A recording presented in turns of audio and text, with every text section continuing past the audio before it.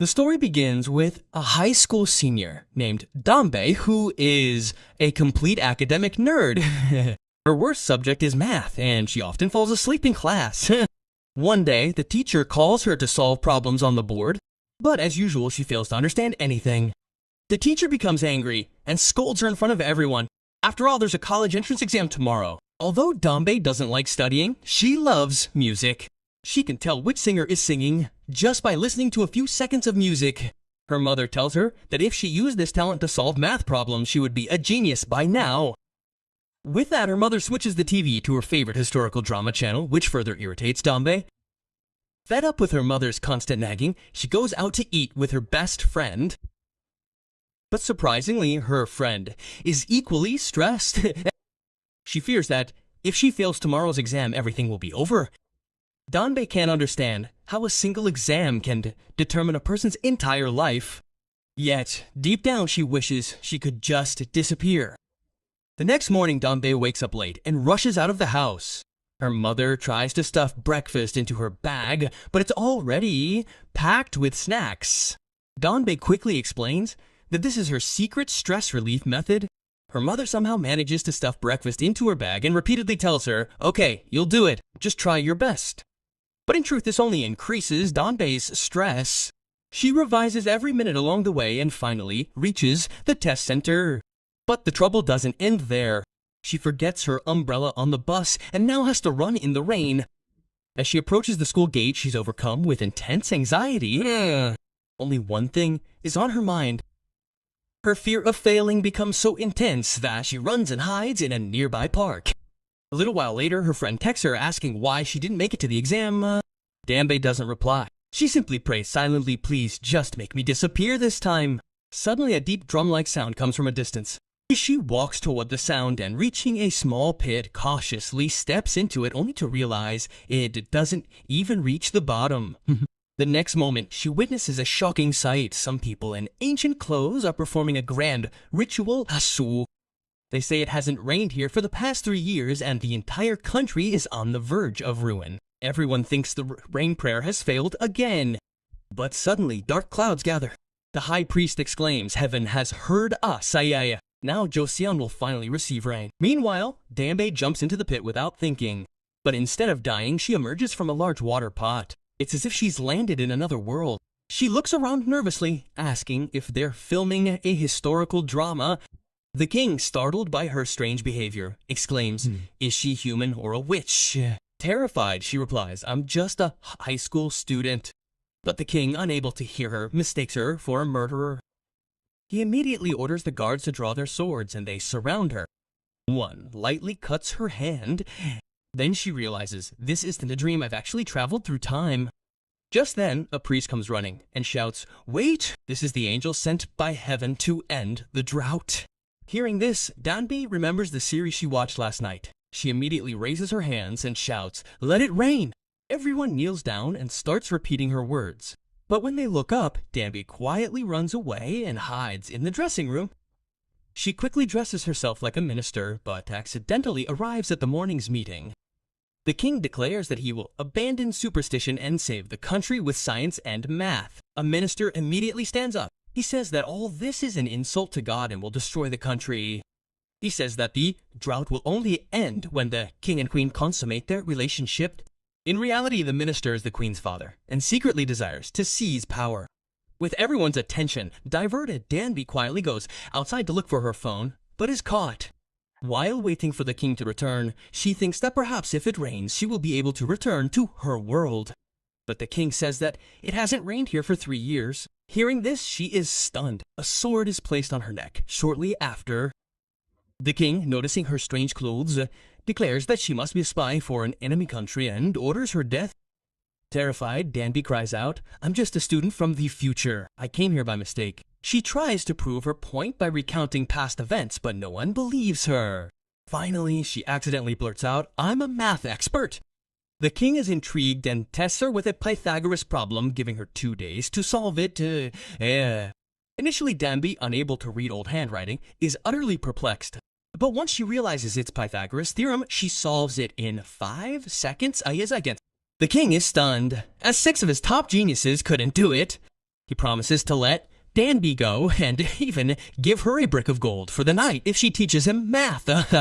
Danby is stunned. Until 2 hours ago, she was the weakest in the class, and now she's the brightest in Joseon. Knowledge truly transforms fate. From that day on, Danby, disguised as the king's personal servant, begins teaching him math. She's surprised that the king doesn't even know numbers like 1, 2, 3, so she starts with the most basic addition, subtraction, and then multiplication. The king continues to study math, even while walking in the garden and in between meetings. But Danby's life isn't easy. She's always sleepy.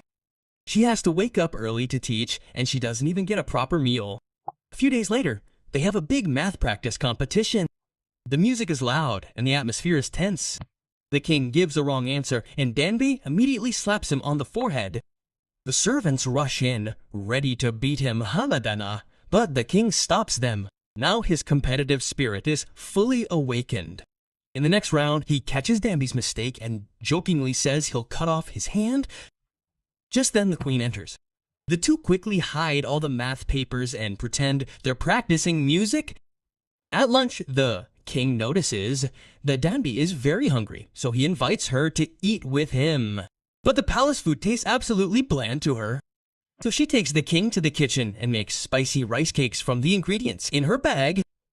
Initially, the king underestimates this common food, but after just one bite, his eyes widen in surprise. Danby fears he won't be able to tolerate the spice, so she offers him water. However, the king stubbornly insists it's not spicy, just hot. But the next day, his stomach gets a bad upset, and he thinks Danby has cast a spell on him. Danby lovingly explains that it's not magic, it's just indigestion. Seeing his confused expression, she begins to explain what intestines are, what the stomach does, and how the heart works. She tells the king to place his hand on his chest and feel his heart beat. But the king shakes his head and says he can't feel anything. Smiling, Danby says, when you fall in love, you feel your heart beat. The king is delighted with her knowledge and praises her for being more useful than he imagined. He then takes Danby to the hospital and instructs her to explain to the doctors the insides of the body and how it functions. Furthermore, she also learns about agriculture from her. With Danby's help, both medicine and agriculture in Joseon gradually improve.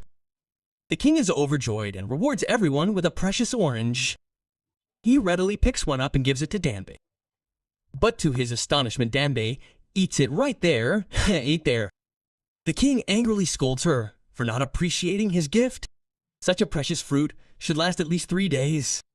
Danby laughs and replies, "It's just an orange. Why are you so serious?" As punishment, the king takes her to the field and makes her repeatedly pick up a ball. Danby mutters, "What's this soccer at night?" The king angrily says, "You didn't let me take even one bite of that precious orange." Danby teases him, saying how stingy he is. Then she sticks out her tongue and teases him, and they share a laugh. For the first time, the king truly feels light and happy. That night, the king offers to drive him home. He then goes to his room and gets dressed. Meanwhile, Danby draws her happy face on the orange. At that very moment, the king's heart starts pounding.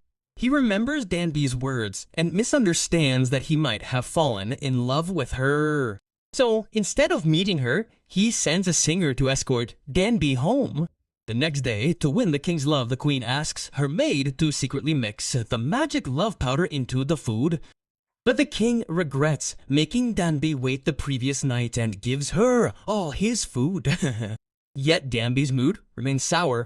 In fact, the king had been watching her from afar the previous night and couldn't figure out what to do with his feelings. That very night, thinking everything was set, the queen came to the king's room and took off her clothes. But the king refused and instead helped her put him back on. Suddenly, Danby, in a drunken state, emerged and fell straight into the king's arms. Seeing this, the queen assumed the king wasn't interested in women and angrily left. Shortly after, the powder began to take effect and Danby openly confessed her feelings to the king. The king, unable to conceal his feelings, leaned in to kiss her. But at the last moment he stopped and asked, "Have I gone mad?" When Danby woke up, she was shocked to find herself in the king's arms. The king didn't punish her, but instead offered to escort her home again. On the way, he said, if you want, I'll give you a high position and a royal horse. But Dunbei refuses, saying, as soon as it rains, I'll go back to my world. The king replies, because of you, I can breathe easily today. From now on, don't mistake me for a king. We're both equal friends. Overjoyed, Dunbei gives the king an orange with a happy face. But the next day, trouble strikes. The minister accuses Dunbei of insulting the queen and prepares to punish him severely. The king intervenes, saving him, explaining that the young man possesses invaluable knowledge. Yeah. Seeing the situation worsen, the minister makes a promise. If Dunbei builds a machine within 2 weeks that can tell time without the sun, he'll be pardoned. After the meeting, even the king's most trusted minister tells him to let Dunbei go, saying it's impossible. Dunbei hears this and is heartbroken. To survive, she asks the king's court musician for help in building a water clock and spends day and night studying and doing calculations. The king misses her immensely. He stares at the smiley orange she gave him and, unable to resist, goes to meet her. A flashback shows the king telling his minister, I'm sure Dunbei can do it. A little while later, Dunbei wakes up and sees a smiley face on her book. She realizes it was the king who came to encourage her. She gathers courage and continues her research. Finally, she completes all the calculations. But suddenly, heavy rain begins to fall. Dunbei gently touches the water puddle in front of the door and checks, and indeed, it leads back to the modern world. But instead of happiness, she can't bear to go. Meanwhile, the king remembers her words. Forsaking all royal decorum, he runs through the rain to her. But there she is, standing in front of the water clock, crying. He knows the machine he invented didn't work. The king takes her hand, places it on his heart, and says, I tried so hard to forget you, but I failed, Ogi. Then he pulls her into his arms, thankful she hasn't left yet. After calming down a bit, the king says they should take the boat and run away. But Dunbei refuses. She's always run away from things, but this time she wants to finish everything. Just then, Singer arrives and leads her to a quiet forest. Suddenly he puts his sword to her neck. He's actually the minister's spy, sent to kill someone like Dunbei. But he can't kill her. He becomes convinced that Dunbei truly comes from the future. He also knew she was a girl, but like a good man, he never revealed the secret. Dunbei explains that she didn't intend to deceive him. This was simply for the boy, and he had no other choice. Meanwhile, the minister insists the king erase everything Dunbei taught because she poses a threat to his power. But the king refuses and leaves the palace to find Dunbei. The queen senses something's wrong. She goes to the king's room and sees the orange with a smiling face. She remembers the moments between the king and the giantess and suddenly realizes that Dunbei is a girl. In the forest, assassins arrive to kill Dunbei. Singer tells him to run first, and she hands him a small utility knife. Thanks to that small weapon, he narrowly escapes. Meanwhile, Dunbei is trying to control the horse. The horse panics, but she remembers the Gangnam-style horse dance. Using that rhythm, she manages to control it. At a turn in the road, she doesn't know where to go. Then she remembers the king's words. In Joseon, the sun tells the time. She opens her phone. Using the compass and the sun's direction, she finally heads towards the sea. Meanwhile, the queen learns that Singer has run away with Dunbei. She sets out on foot to find him. To walk faster, she throws away her heavy headgear. The long journey even causes her feet to bleed. Only when the queen sees the singer safe and sound does the queen breathe a sigh of relief. In reality, they were childhood friends, and the queen married the king only because her father forced her to. Now, for the first time, she faces her true heart. Dunbei is watching a beautiful sunset on the beach when the king arrives on horseback. He kisses her passionately and holds her tightly in his arms. That night, Dunbei recounts how she came from the future. As proof, she shows the star map on her phone. But the battery quickly runs out. They both look at the sky.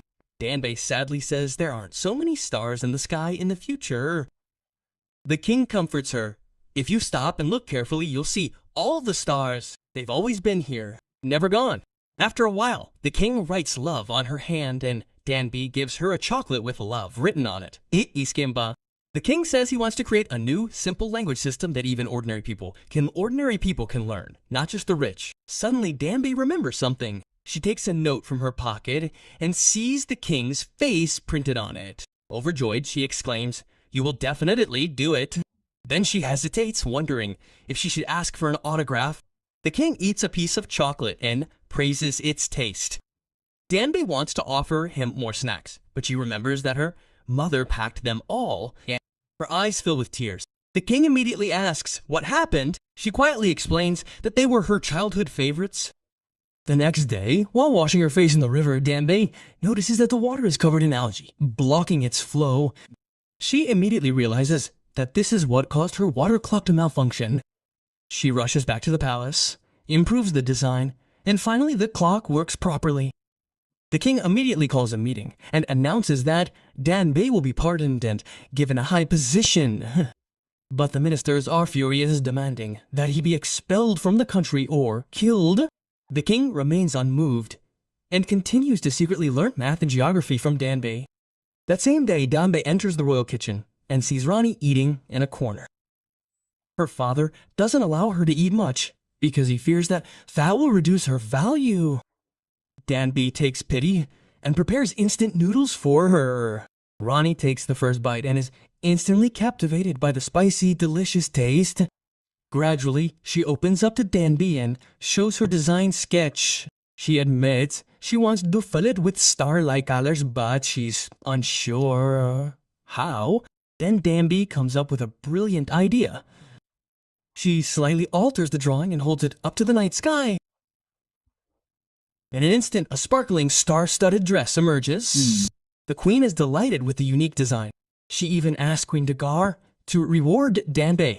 Meanwhile, Danby takes her first bath in years and then puts on her beautiful clothes. She's completely confused.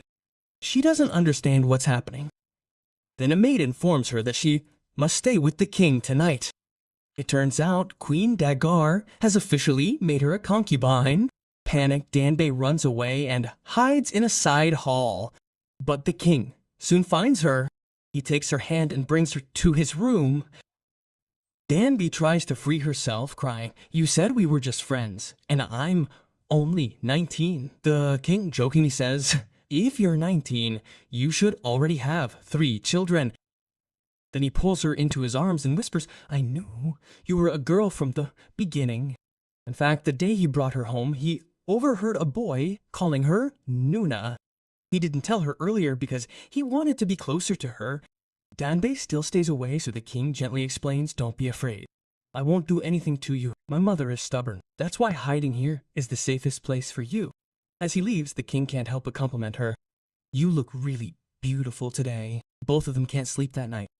In the darkness, the king whispers, "Don't go next time it rains." He admits that he once wanted to rule his kingdom with Danby's help and fulfill his dreams. But now he wants none of that. All he wants is for Dan to be with him. Danby is devastated. She doesn't know what to do. The next day, Singer asks her, "Do you really want to go back?" She admits she's afraid she might be taking herself in the wrong direction. But she also misses her mother and her friend deeply. She doesn't even know what her heart desires. She sits in a corner, completely lost. A little while later, the queen comes and tells her that someone has come to visit her. It's none other than Queen Agar herself. Danby starts crying as soon as she sees her because Queen Agar looks exactly like her real mother. Queen Agar holds her hand and caresses her lovingly. That night, Danby goes to see the king's new machine, which she helped build. It can record dates and months with perfect accuracy. Then the king takes her to his study and shows her a new invention, a new 28-word writing system that makes reading and writing easier. He says that no matter who they are, no matter where they come from, everyone can learn it. Danby is amazed. She sees the future unfolding with her own eyes. The king takes out a hairpin, a symbol of their marriage, and places it in her hair. He tells her to always stay with him and never leave. Danby's eyes fill with tears. She says, "I want to go back. My mother is waiting for me." The king gently says, "So meet her and come back, or the 3 of us can stay here together."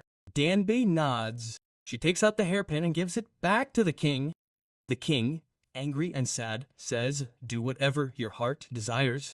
He leaves, leaving Danbei standing alone. Suddenly, an assassin attacks her. He strikes her on the head and stabs her in the stomach, and the entire study collapses in flames. She lies unconscious, clutching a hairpin tightly in her hand. When the queen discovers her father's plot, she defies everyone and rushes to warn the king. The king, fearing for his own life, jumps into the fire. Only then does he realize that keeping Danbei with him would endanger his own life. The next day, the king is furious with Singer for missing the bomb last night.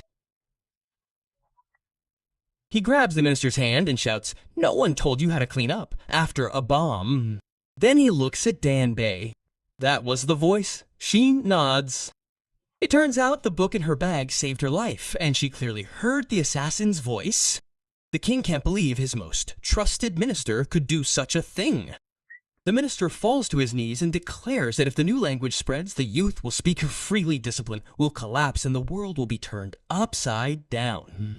But the king refuses to listen. He declares that he will definitely give this literacy program to the people, and realizing their mistake, all the ministers fall to their knees and beg the king to spare their lives. Danbei then gives the king a history book and declares that his dream will surely come true. The king is astonished. Everything should have been burned, but one copy remained. Only then does he truly believe that Danbei has come from the future. Danbei thanks the king on behalf of the people. But the king sighs deeply and says, "I don't think this will fulfill my dream." Then, with love, he adds, "You are my dream, but I cannot see you here sad." Just then, the sky darkens and rain begins. They both know it's time to say goodbye. Danbei returns to her people and bids them all farewell. The king himself then escorts her to the final end, until they reach the sea. There they create their last beautiful memory. The king pulls her into his arms and kisses her lovingly. Finally, he releases her, silently promising that no matter how much time passes, he will find her again. A few moments later, Danbei emerges from a small body of water in the park. Returning to her own world, she realizes that only seconds have passed. She runs to the exam hall where the teacher is still waiting. The college entrance exam has just begun. The first question of the history test was, who helped King Sejong in his discoveries? The answer was the name the king had given her, Jang Yongsil. She realizes that what she saw wasn't a dream, it was truly part of history. Upon reaching home, Danbei hugs her mother tightly. This journey has taught her how to value the people around her and her own life. Yet, every time she sees a small body of water, she remembers that king, Utalinma. One day, as she gets off the bus, it suddenly begins to rain heavily, and then an umbrella falls over her head. The man holding the umbrella looks exactly like Raja. He smiles and says, "We've met before, a long time ago."